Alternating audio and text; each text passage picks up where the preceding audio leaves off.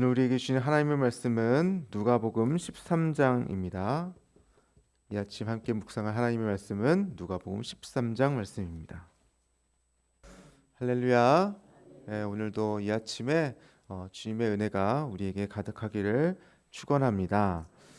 오늘 말씀 누가복음 13장에는 여러 가지 이야기들이 함께 나와 있죠. 1절부터 5절까지는 회개하지 아니하면 망하리라 이런 소제목이 있고요. 6절부터 9절까지는 열매 맺지 못하는 무화과 나무 비유가 있고 10절부터 17절까지는 안식에 꼬부라진 여자를 고치신 이야기가 나오고요.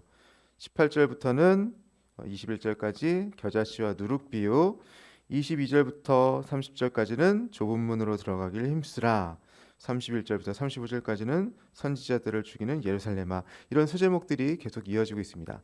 다른 이야기들 같지만 사실은 다 같은 이야기 맥락 속에 있습니다.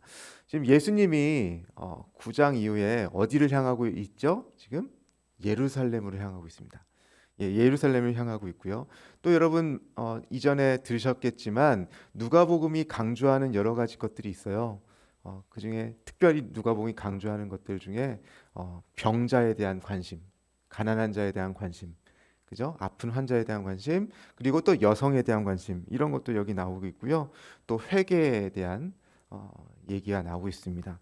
오늘 1절부터 보면 마침 두어 사람이 그때 마침 왔습니다. 빌라도가 어떤 갈릴리 사람들의 피를 그들의 제물에 섞었다. 매우 충격적인 이야기를 하고 있는데요.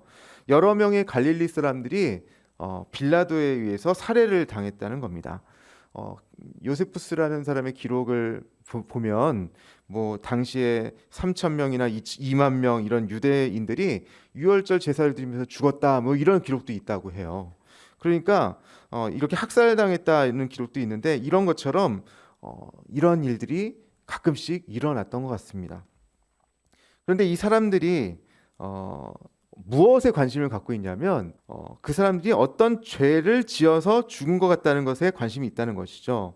그래서 2절에 보니까 대답하여 이르시되 너희는 이 갈릴리 사람들이 이같이 해받음으로 다른 모든 갈릴리 사람보다 죄가 더 있는 줄 아느냐? 그 사람들이 더 죄가 많아서 그렇게 죽임을 당한 줄 아느냐? 이렇게 물으시는 거죠. 예수님께서 3절에 보니까 너희도 만일 회개하지 아니하면 다 이와 같이 망하리라 말씀하십니다. 결국 우리에게 중요한 것은 진정한 회개가 필요한 것이죠. 당연히 죽을 죄를 지어서 죽었다. 당연히 죄를 지어서 아프다. 당시 유대인들의 생각이었거든요. 그러니까 나병 환자들 당연히 죄를 지어서 그렇게 된 거죠. 근데 지금 예수님께서는 그런 이유가 아니라 우리 모두가 죄인임을 다시 한번 얘기하고 계셔요. 누가복음의 특징 중에 하나가 또 보편적이라는 게 있어요. 누가복음의 저자가 사도행전의 저자인 것도 아시죠? 그죠? 유대인만이 구원을 받는 것이 아니라 이방인들도 구원을 받는다. 예수님께서는 모두가 죄인이지만 바울 사도가 모두가 죄인이지만 모두에게 구원이 임하는 거예요. 지금 여기도 보면 우리 모두가 죄인이라는 것이죠. 내가 더 너보다 낫고 내가 더 구원받을 사람이고 그게 아니라 우리 모두가 죄인으로서 회개에 합당한 열매를 맺어야 한다라는 거예요. 그러니까 너희도 회개하지 않으면 다 이와 같이 망한다 말씀하시는 거죠. 그리고 또 5절에도 마찬가지로 너희가 만일 회개하지 않으면 실로암 망대가 무너져 죽은 18사람처럼 모두 망할 수 있다. 이렇게 얘기하시는 겁니다. 그 다음에 6절에서 9절까지 계속 이어져서 열매 맺지 못하는 무화과 나무의 비유를 해주셔요. 이에 비유로 말씀하시되 포도원에 무화과 나무가 심겨 있습니다. 좀 이상한 것 같지만 유대인들은 그렇게 무화과 나무를 포도원 가수원에 그렇게 심기도 했다고 합니다. 그러니까 이상한 건 아니에요. 그 당시 사람들에게. 근데 이 무화과 나무가 열매를 맺지를 못하는 겁니다. 계속해서 3년 동안이나 주인이 와서 무화과 나무의 열매를 얻고자 했는데 계속 맺지 못하니까 주인이 화가 난 거예요. 그래서 포도원 지에게 이르러서 이 무화과 나무 열매를 찍어버리라. 어찌 땅만 버리게 하느냐라고 얘기하시는 거죠. 여기서 주인은 누구십니까? 하나님이시고 포도원지기는 예수님으로 상징이 되는 것이죠. 근데 여기서 포도원지기가 그렇게 얘기합니다. 8절에 주인이여 금년에도 그대로 두소서 내가 두릅하고 거름을 줄이니 이후에 만일 열매가 열면 좋거니와 그렇지 않으면 찍어 버리소서 하였다 하시니라 말씀하시죠. 어찌 보면 굉장히 쓸모없고 자리만 차지하는 무화과 나무는 당장 제거해야 될 것이 맞습니다. 그러나 포도원지기는 한 번만 더 기회를 달라고 하는 것이죠. 끝까지. 예수님께서는 이 땅에 오실 때 무엇 때문에 오셨습니까? 하나님께 범죄한 인간을, 이제는 도저히 가능성이 없다고 생각한 그 인간을 하나님 편에서 구원하시기 위해서, 그죠? 예수님께서 친히 십자가에 달리시는 것, 그것을 위해 오셨잖아요. 그리고 예수님께서 지금 도상에서, 예루살렘으로 가시는 도상에서 이 말씀을 하고 계시는 거예요. 아직까지 기회를 한 번 더 주시는 거죠. 그 십자가를 통해서 유대인에게도 구원을 주시고 이스라엘 사람들에게도 구원을 주기 위하여 오신 것입니다. 과수원지기가 예수님이라고 했어요. 그래서 주변에 흙을 부드럽게 해주고 거름을 주면서 이 나무를 끝까지 살리고자 하는 그 중보자의 마음이 들어 있습니다. 예수님은 모든 백성들을 위해서 구원하러 오시지만 그래도 이스라엘을 향한 끈을 놓지 않고 계시는 것이죠. 이 무화과나무를 위해서 또 중보하십니다. 이제 10절부터 17절까지 안식일에 꼬부라진 여자를 고치시는 이야기가 나옵니다. 아픈 지가 18년이 됐어요, 이 여인은. 그런데 18년이라는 시간 동안 얼마나 많이 의원들을 찾아가며 고치려고 노력했겠습니까마는 고침을 받지 못하고 있죠. 이 여인을 본 게 10절에 보니까 예수님께서 안식일에 한 회당에서 가르치실 때였습니다. 근데 이 여인이 들어와서 뭐 자기를 고쳐주세요라고 한 것도 아니었어요. 그런데 예수님께서 그 여인을 보시자마자 바로 불러 이르시고 12절에 보니까 여자여 내가 내 병에서 놓였다라고 말씀하시면서 13절에 안수하시니 여자가 곧 펴고 하나님께 영광을 돌리게 되었습니다. 여기서 보면 예수님께서 행하시는 이 사역이 긍휼함의 사역이죠. 누가는 의사로서 예수님이 어떻게 병자들을 고치신지에 대해서 굉장히 관심을 갖고 기록합니다. 이 여자의 특징을 보니까 꼬부라져 조금도 펴지 못하는 여자이죠. 거기다 귀신까지 들렸다라고 얘기하고 있습니다. 이 여인은 아마 당시의 유대인들로부터 굉장히 배척을 받았을 것입니다. 귀신이 들렸죠, 그죠? 게다가 또 18년 동안 아픈 부정한 자입니다. 부정한 자는 유대인들에게 가까이해서는 안 되죠. 안식일에 회당에 이 부정한 자가 왔다라는 것 자체도 굉장히 의아한 일인데 예수님께서 그 사람을 보고 바로 고치셨던 거예요. 그러니까 이 여자는 굉장히 기뻐서 예수님께서 고쳐주셨는데 하나님께 영광을 돌립니다. 예수님께 감사합니다가 먼저가 아니라 그냥 하나님께 이게 대단한 거죠. 우리가 하나님의 사람으로서 하나님의 일을 감당하면 누가 영광을 받으셔요? 하나님께서 영광을 받으시는 거예요. 지금 예수님께서 그렇게 하시니까 14절에 보니까 회당장의 반응이 나와요. 14절 보십시다. 예수께서 안식일에 병 고치시는 것을 보고 분을 내었다라고 해요. 그리고 무리에게 얘기하는 게 아니 일하는 엿새를 놔두고 와서 왜 안식일에 와서 고쳐주는 건가? 라고 하는 것이죠. 안식일을 하지 말아야 되는 거 아닌가? 라고 하는 것입니다. 그랬더니 15절, 16절에 예수님께서는 거기에서 반박을 하시죠. 외식하는 자들아 이러면서 안식일에 고치지 못하는 것은 율법이 맞습니다. 그런데 이런 걸 얘기하는 것이죠. 예외적인 상황이 있다. 너희들의 소나 양과 가축 같은 것들이 뭐 구덩이에 빠진다든지 혹은 목말라 하면 꼭 고쳐주고 그죠? 꺼내주고 물을 주고 해야 되는 거 아닙니까?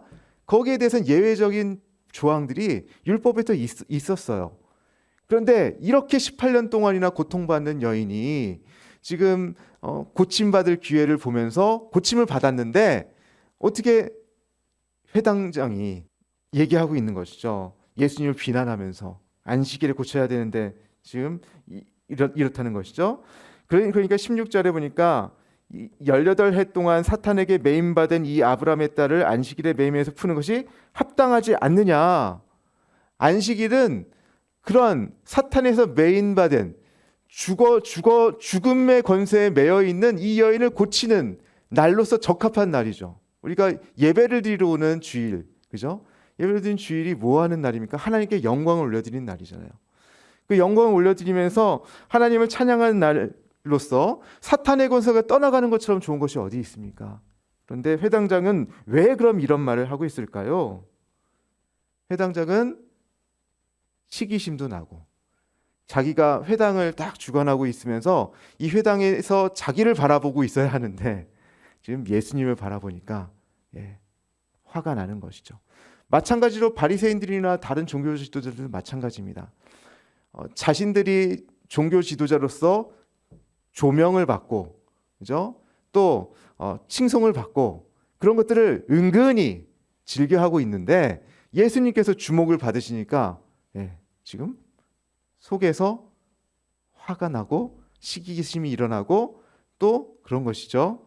그러니까 지금 예수님께서는 이렇게 반대자를 침묵하게 만드시는 거죠. 그러니까 17절에 예수께서 이 말씀을 하시며 모든 반대한 자들은 부끄러워하였다. 반면에 온 무리는 그가 하시는 모든 영광스러운 일을 기뻐하였다라고 기록하고 있습니다. 우리가 예배를 드리고 또 예수님의 말씀대로 살아가려고 노력하면서 또 그러한 감격 때문에 사역을 시작합니다. 여러 가지 봉사를 하죠. 그런데 어느 순간 우리가 주객이 전도가 돼요. 하나님께 영광을 드려야 되는데 어느 순간 그 사역을 통해서 내가 영광을 받고자 할 때가 있습니다. 다른 사람들이 인정해 주길 바라고요. 내가 하는 일을 인정받지 못하면 괜히 내 마음속이 불편해지고 또 같은 일을 하고 있는데 옆에 사람이 굉장히 잘했다는 칭찬을 받으면 내 마음에 막 화가 나는 것을 볼 수가 있죠. 그것은 우리 자신을 다시 한번 들여다볼 필요가 있는 것이죠. 내 자신을 다시 들여다보고 내가 지금 나의 의를 위해서 하고 있는 것이구나. 만약 그런 생각이 든다면 우리는 회당장의 자리에 있는 것입니다. 우리가 그러지 않고 하나님을 바라보면서 생명을 살리는 일에 함께 할 수 있기를 바랍니다. 또 겨자씨와 누룩 비유가 나오는데요. 18절부터 21절 말씀입니다. 치유 사건과 연관해서 예수님께서 비유를 말씀하시는 것 같고 있어요. 18절에 보면 그러므로 예수께서 이르시되 하나님의 나라가 무엇과 같을까? 무엇으로 비교할까 말씀하시죠. 자기 채소밭에 사람이 심은 겨자씨의 비유를 하십니다. 겨자씨를 심고요. 그 겨자씨가 나무가 되어 자라죠. 여러분 겨자씨가 굉장히 작잖아요. 근데 이스라엘 겨자는 더 작다고 그래요. 근데 그 겨자씨가 거기서 자라면 이게 1, 2년밖에 못 사는 나무래요. 근데 사실 나무의 종류는 아닌데 우리 생물학적으로는 나무의 종류는 아닌데 그냥 풀 같은 것인데 나무처럼 딱딱해진다 그래요. 그러면서 어떤 거는 1m, 어떤 거는 5m까지도 자란다고 합니다. 그러니까 나무처럼 보이고 실제로 유대인들은 그걸 나무라고 했대요. 그러니까 이 겨자씨가 나무가 되어서 공중의 새들이 그 가지에 깃든다는 거죠. 엄청 크게 돼서. 이것을 또 예수님께서 말씀하시는 것입니다. 그러니까 작은 겨자씨만한 작은 이것이 정말 커지는 것처럼 하나님의 나라는 이 작은 것을 통해서 커져가는 것이죠. 가루 서말도 마찬가지입니다. 정말 작은 양이지만 반죽할 때 가루 서말은 좀 큰 우리가 함께 반죽할 때 쓰는 평균적인 양인데 누룩은 빵을 굽기 위해서 아주 작은 양이 들어가죠. 그 누룩을 통해서 이것이 반죽이 부풀면서 굉장히 맛있는 빵이 됩니다. 하나님 나라는 이 작은 것들을 통해서 이루어진다는 것이죠. 처음에는 작게 보일 것 같지만 작게 보여서 왜소해 보여서 그냥 무시할 수 있는 것처럼 보이지만 결국 그것이 변화를 일으킨다는 거예요. 외형적으로 커지고, 그죠? 그리고 화학적으로 변화를 일으켜서 하나님 나라는 그렇게 커져 간다는 것입니다. 마지막으로 좁은 문으로 들어가기 힘쓰라고 말씀하시죠. 우리가 회개에 합당한 열매를 맺는다는 것은 결국 우리의 삶이 반영이 돼야 한다는 것입니다. 회개하라라고 했을 때 그것은 단순히 잘못했습니다라는 것이 아니라 오늘 우리의 삶을 하나님께서 주장하시고 그 하나님께서 인도하시는 길을 걸어가는 것이죠. 누가복음은요, 예수님께서 예루살렘을 향하는 길을 굉장히 길게 서술하고 있습니다.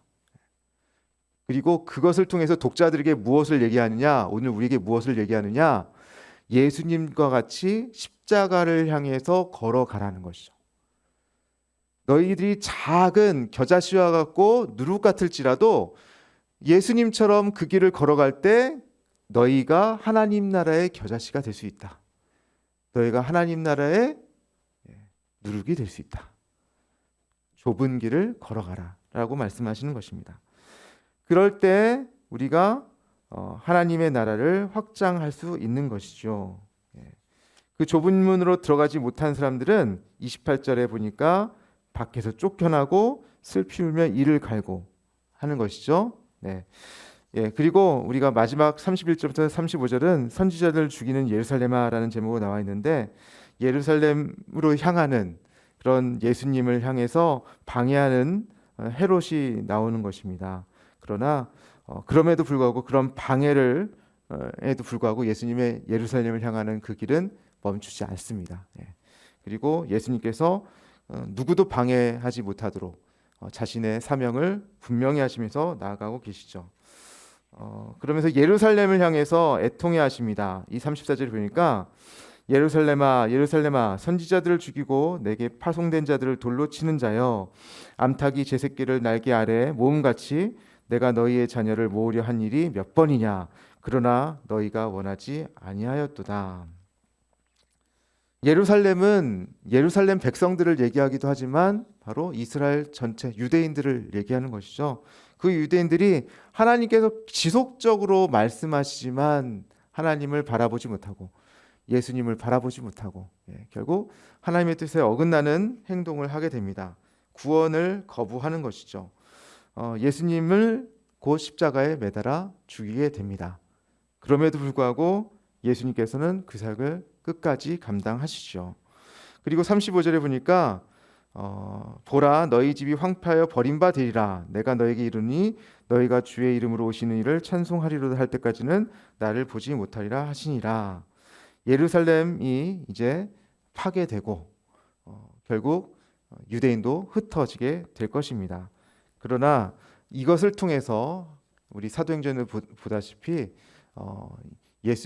예수님을 향한 예수님의 복음이 사도들을 통해서 또 온 세계에 전파되고 또 그 복음이 온 세계에 전파됨으로 모든 생명을 살리는 일이 일어나는 것이죠.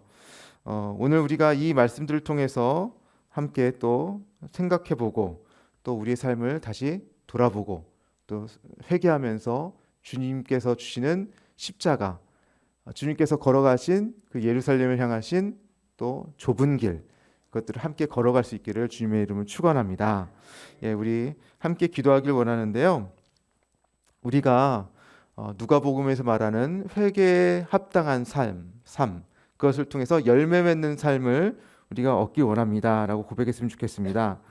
그 열매 맺는 삶을 얻기 위해서 우리가 예루살렘 사람들처럼 또 바리새인처럼 또 회당장처럼 나 자신을 주장하는 것이 아니라 하나님 앞에 내 자신을 내려놓고 하나님이 기뻐하시는 삶을 살아갈 수 있도록 기도하면 좋겠습니다.